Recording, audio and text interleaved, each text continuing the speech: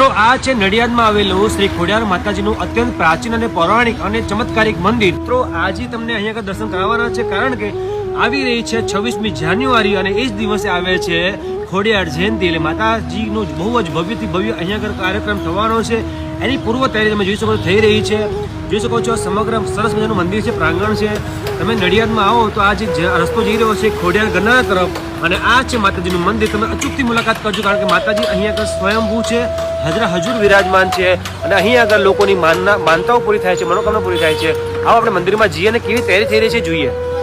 તો સૌથી પહેલા તમે દર્શન કરો માતાજીના, જે અત્યંત પૌરાણિક અને સ્વયંભૂ માતાજી છે અહીંયા આગળ ખોડિયાર માતાજી સાથે જોડાઈ ગયા છે। અહીંથી પૂજારી શ્રી અમને જણાવો કે આગામી જે ખોડિયાર જયંતિ છે એના પૂર્વ તૈયારી શું રહી છે અને એ દિવસે શું કાર્યક્રમો છે અહીંયા આગળ? દરેક ભક્તોને માં ખોડિયારના આશીર્વાદ અને જય માતાજી। જય માતાજી।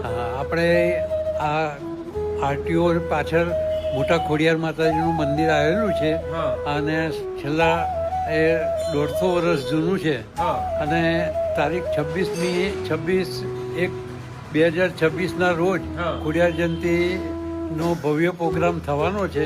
માતાજીનું હવન અને માતાજીનો જન્મદિવસ હોવાથી અને ધામધૂમથી ઉજવવામાં આવશે, તો દરેક ભાવિક ભક્તોને એનો લાભ લેવા અને માતાજીના શણગારના દર્શનનો લાભ લેવા વિનંતી છે।